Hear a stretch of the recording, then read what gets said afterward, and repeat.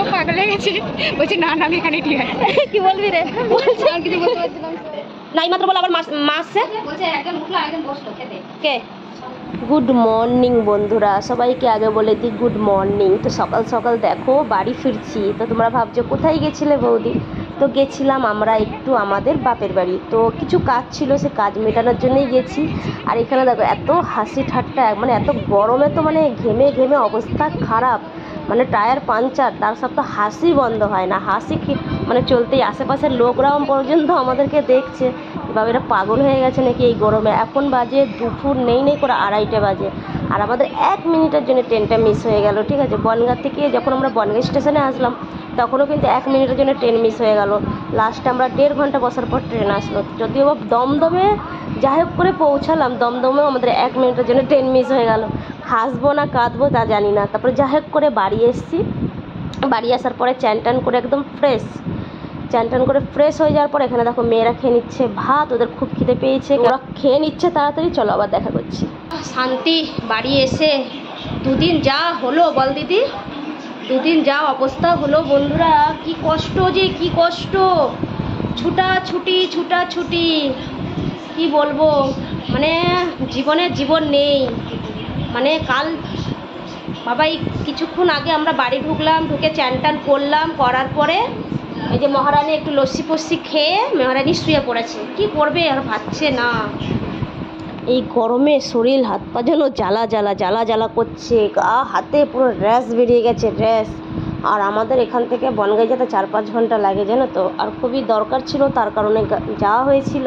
আর এখন তো খালি ছোটাছুটির দিন এসছে। তো যাই হোক দুপুরে চলে এসেছি।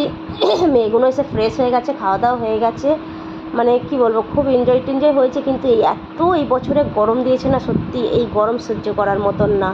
তো ওকে বললাম কিছু খাবি, ও বলছে না একটু ঠান্ডা যা পারবি। আস্তে আস্তে বিশ্বাস করবে না, জল কিনা হচ্ছে শেষ হয়ে যাচ্ছে, জল কিনা হচ্ছে। ট্রেনে নেই করে আমাদের মানে 2 লিটারে 4-5টা বোতল এসছে। 1 লিটারে কতগুলো মানে জল খাচ্ছি, আর মানে বোতল ফেলে দেওয়া হচ্ছে, মানে এরকম ব্যাপার। মানে শরীরে জল যাচ্ছে আবার জল বেরিয়ে যাচ্ছে, মানে এত ঘাম মানে ধারণা করা নেই। তো ট্রেনে আসছি না, কাঁচা মিঠে আম উঠেছে, মন করছে যে একটু টক খাই, একটু ঠান্ডা জুস খাই। মানে গরমে এমনই ফিলটা হচ্ছে না, মানে রিচ খাওয়ার কিছু খেতে ইচ্ছা করছে না। তো এখন এসছি, চাটা করবো, এখন একটু লস্যি ফস্যি খেলো, এখন একটু পরে চা করব। তারপর দেখি রাতে কি রান্না বান্না আছে। তো দেখো ও তো তাকাচ্ছেই না, ও অন্য ধ্যানে আছে, ও টিভি দেখছে। ও বলছে তুই করছিস কর, আমাকে বকাস না। সে তাও ও টাটা করে দিল। তারপরে চলে এসছি আমি রান্নাঘরে। আর জানি না এত গরমে কিসের এত দাম, মাংসর এত কিসের দাম, 250 টাকা করে মুরগি ভাবো। এই গরমে এই 2টো শশা আনা হয়েছে। এখন দেখো আমি আলু ফালু কেটে, এই যে রসুন এক জায়গায় গোটা রসুন দেবো চিকেনে, খেতে ভালো লাগে। আর মানে সালাডের জন্য জোগাড় করে রেখেছি। আর এগুলো মাংসর জন্য সব কেটে কুটে রেখেছি। রাতে হবে এই যে চিকেন কষা, একদম কষাই হবে, ডাল আছে, স্যালাড হবে। আর করেছে দেখো এখানে বাসমতি রাইস করছি, প্লেন, একদম প্লেন, কিচ্ছু না, প্লেন বাসমতি রাইস, চিকেন, ডাল, স্যালাড। রাতের খাবার দাবার এইগুলোই আছে। আর ভিডিওটা বেশি বড় করতে পারলাম না, খুব ছোট্ট একটা ভিডিও। যদি ভালো লাগে লাইক শেয়ার কমেন্ট করো। এই দেখো এগুলো হচ্ছে আমাদের গাছের আম, এগুলো পেরে নিয়ে এসেছি, খুব টক, এগুলো খাওয়া যাবে না। আর এখানে আমাদের গাছের 2 পিস কাঁঠাল নিয়ে এসেছি, 1 পিস দিদিকে দিয়েছি, 1 পিস আমি নিয়েছি। এটা হচ্ছে নতুন গাছের কাঁঠাল, বুঝেছো, প্রথম ফল গাছের। আর কিছু ফল টল ছিল। চলো টাটা বাই।